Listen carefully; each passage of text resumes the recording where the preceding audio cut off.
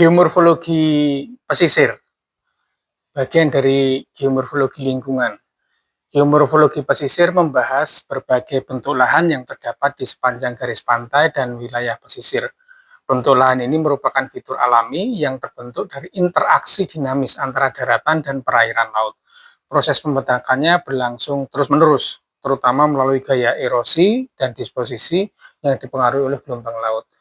Akibat proses tersebut, terbentuk beragam bentuk lahan di pesisir seperti pantai atau beach, muara, estuari, delta, sandspit atau spit, lidah pasir, dan tumbulu. Masing-masing bentuk lahan ini memiliki karakteristik yang unik yang mencerminkan keseimbangan antara energi gelombang, suplai sedimen atau suplai material, dan kondisi lingkungan setempat di mana bentuk lahan itu terbentuk.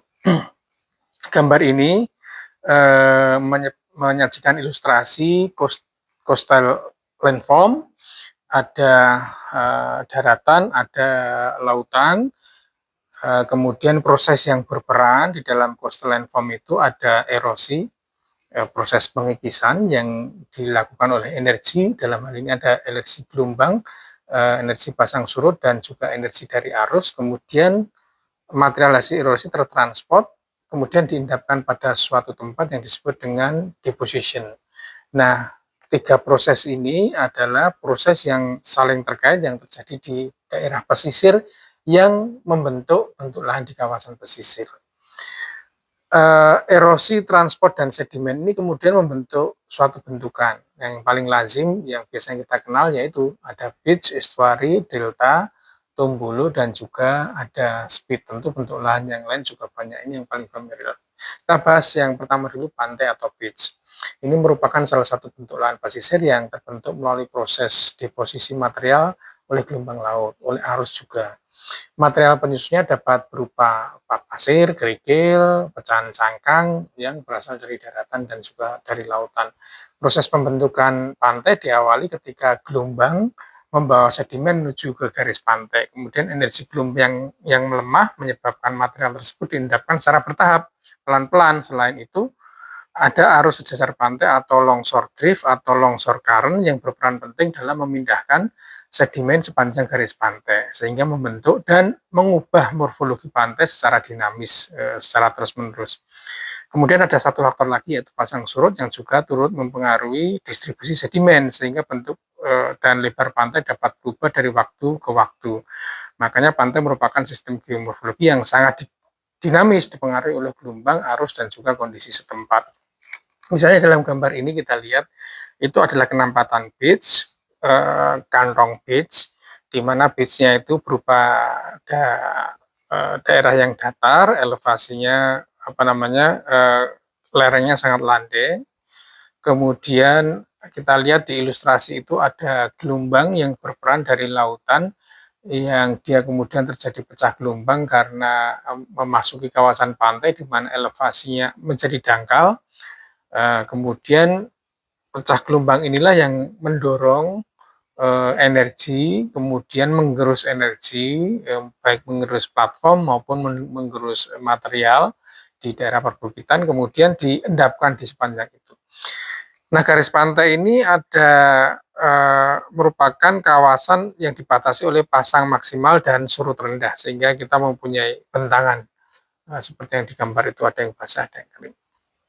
Nah, ilustrasi pada gambar di atas ini memperlihatkan bagaimana proses gelombang, arus, dan satu lagi pasang surut itu berperan penting dalam membentuk terjadinya pantai.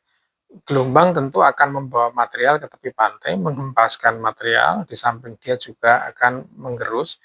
Longshore current atau longshore drift atau arus sejajar pantai, dia berperan untuk menggeser sedimen sepanjang garis pantai, geser ke kanan dan ke kiri. Kemudian pasang surut akan mengubah letak sedimen itu. Dan jangan lupa ketiga energi ini juga berperan untuk menggerus material, baik material dari platform maupun material yang ada di daratan, untuk kemudian diendapkan pada suatu tempat. Makanya pantai itu adalah tempat yang sangat dinamis. Misalkan ini, dalam kondisi normal, ini ada normal pitch profile di gambar ini, kemudian ada, ada June atau ada apa namanya, pitch ridge ya, pitch, ada kemudian pitch ridge, yang atasnya pitch itu pitch ridge atau June, kondisi normal. Kemudian terjadi energi yang besar yang berperan mengenai dari kondisi pitch ini, yaitu large wave atau gelombang yang tinggi. Nah, gelombang ini kemudian menghantam June, mengakibatkan June atau pitch itu melepaskan materialnya, kemudian material ini bergerak ke lautan menjadi sand move offshore. Ya. June and pitch release sands, kemudian offshore. Nah, kemudian proses itu berlangsung dan terjadi recovery sehingga terjadi bentukan baru. Ya, ini disebut dengan dynamic equilibrium. Bentukan yang kedua adalah estuari. Estuari merupakan salah satu bentuk lahan pesisir yang terbentuk pada wilayah pertemuan antara air tawar dari sungai dan air laut yang bersifat asin.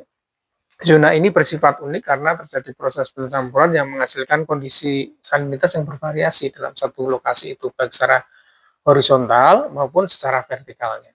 Nah, secara geomorfologis, estuari terbentuk akibat kenaikan muka air laut atau sea level rise, atau juga bisa akibat penurunan daratan, sehingga lembah sungai yang sebelumnya berada di daratan menjadi tergenang oleh air laut, dan proses ini disebut dengan drone river valley atau river valley yang mengalami penurunan.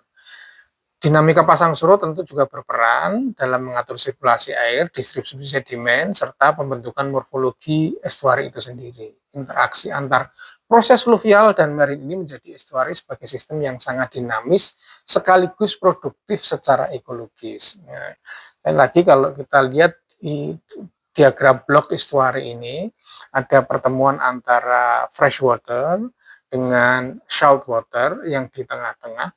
Estuari ini biasanya juga terbentuk agak tertutup karena ada tombolo ya atau ada spit, sehingga kawasan yang semi tertutup ini memungkinkan terjadinya pencampuran antara air asin dan air tawar, meskipun proses pencampurannya itu juga bervariasi baik secara horizontal ke daratan maupun lautan maupun secara vertikal. Nah, foto real estuary yang di sebelah itu memperlihatkan bagaimana estuary itu menjadi sistem yang semi tertutup sebetulnya. Ya, karena adanya speed yang di depan itu, ya sedimen yang terbentuk oleh longshore current tadi. Dan inilah yang menjadikan keunikan estuary sehingga dia secara ekologis fungsinya sangat banyak sekali.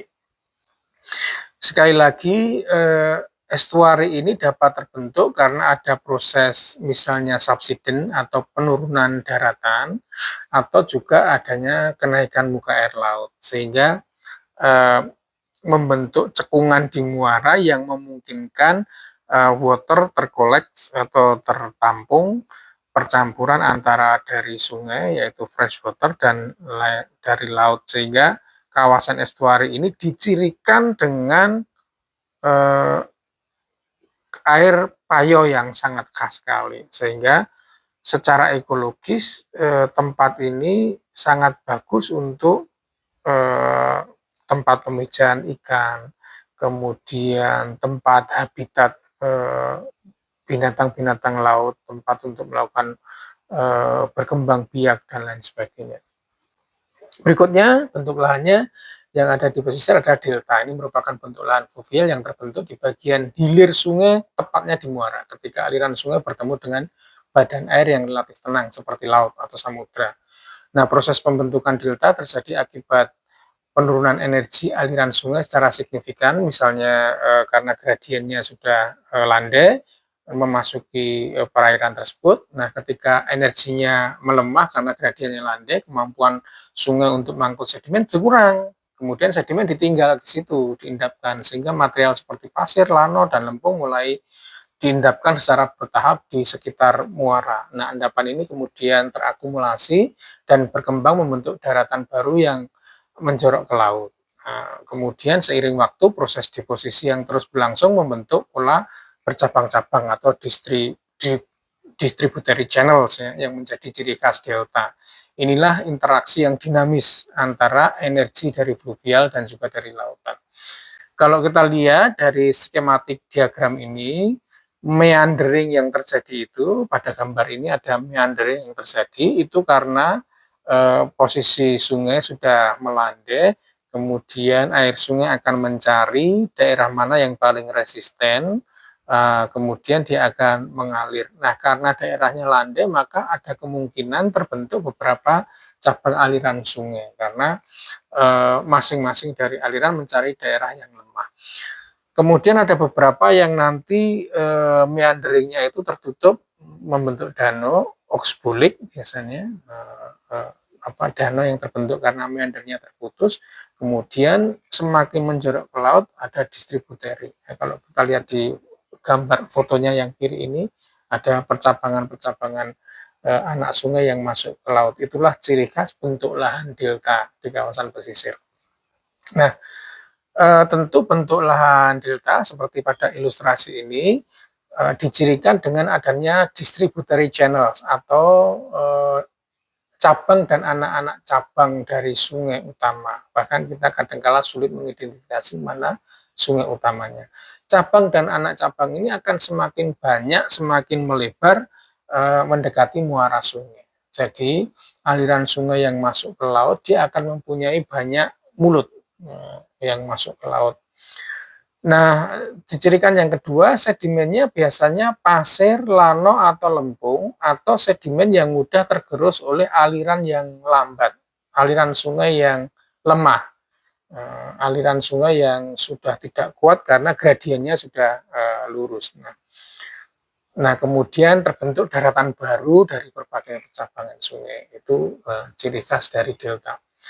Berikutnya adalah sandspit atau kadangkala kita menyebutnya spit ya. Lidah pasir merupakan bentuk lahan pesisir yang terbentuk akibat proses transportasi sedimen oleh arus sejajar pantai atau longsor current atau longsor drift tadi ya. Proses ini terjadi ketika gelombang datang ke pantai dengan sudut tertentu. Jadi gelombang datang, sudutnya tertentu sehingga mendorong sedimen seperti pasir bergerak sepanjang garis pantai. Nah, karena bergerak terus, sedimen ini akhirnya diendapkan secara bertahap membentuk akumulasi yang memanjang sejajar garis pantai menjorok dari daratan ke arah laut. Bentuk ini biasanya berkembang di wilayah pantai yang relatif landai dan memiliki suplai sedimen yang cukup besar. Syaratnya harus ada suplai sedimen yang cukup besar. Pertumbuhan speed atau sand-speed ini sangat dipengaruhi oleh keseimbangan antara energi gelombang, arah arus, serta kondisi pasang surut. Nah, dalam berbagai kasus, ujung sand-speed dapat melengkung, akibat perubahan arah gelombang membentuk struktur yang biasanya lebih kompleks. Nah, kalau kita lihat misalnya di skematik ini, yang di sebelah kanan itu ada daratan, kemudian ada wave atau gelombang yang datang, dia tidak tegak lurus terhadap garis pantai, tapi membentuk sudut. Karena dia membentuk sudut, yang membentuk sudut gini, maka kemudian ada longsor drift. Longsor drift ini bergerak sambil membawa material sedimen yang lemah yang tadi sudah tererosi, kemudian diendapkan memanjang searah dengan longsor drift tadi, membentuk speed, kemudian nanti kalau tertutup bisa membentuk lagun. Seperti pada gambar yang sebelah kiri, ini karena adanya longsor drift, kemudian terus berjalan ya, kemudian ini akan membentuk speed tadi. Biasanya disebut dengan ada juga yang spoon head ya. Nah, bentukan-bentukan ini bervariasi tergantung dari material dan kekuatan energi untuk membawa sedimen tadi. Sekali lagi, agen yang paling penting dalam perannya membentuk sand-speed itu adalah longsor drift atau arus sejajar pantai. Nah, arus sejajar pantai ini terbentuk karena adanya sudut antara gelombang datang dengan garis pantai.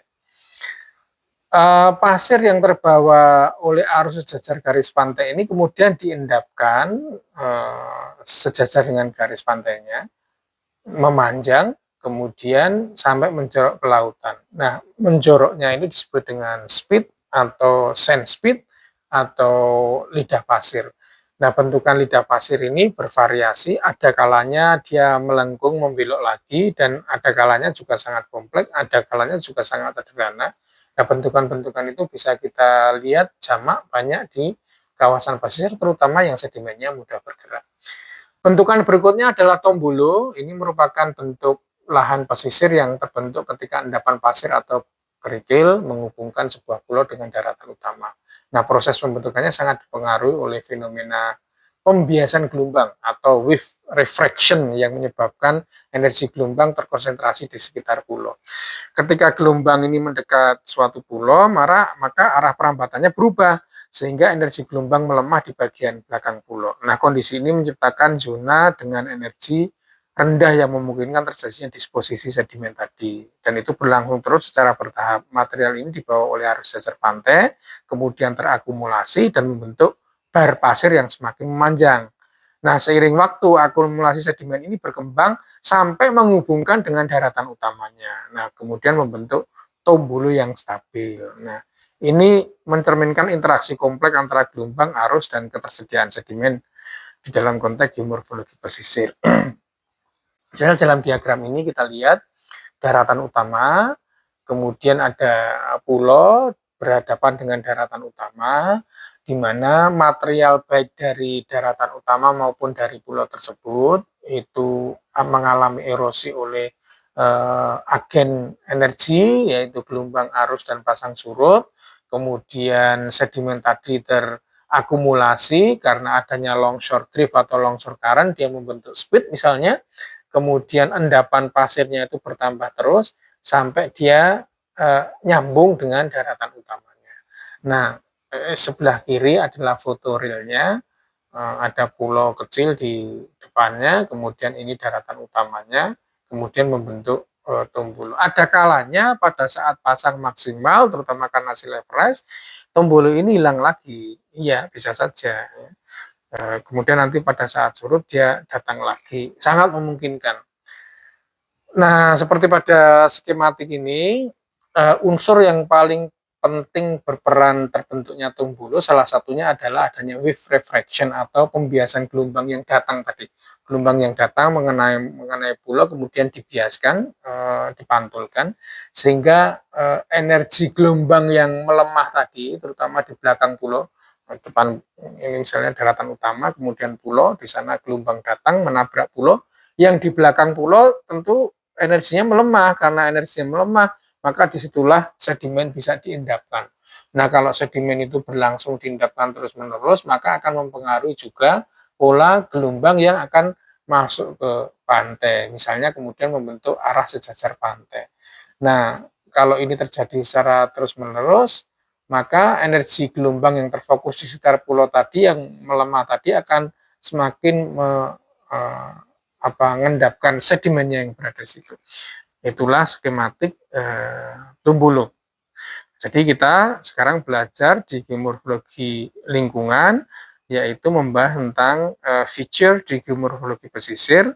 Tadi kita sudah sampaikan, ada pitch, ada speed, ada tombolo, kemudian juga ada delta dan ada estuari. Nah, sekarang silakan Anda tuliskan di komentar tentang contoh lokasi beach, speed, tombolo, delta, dan estuari yang ada di Indonesia maupun di luar negeri. Silahkan ditulis di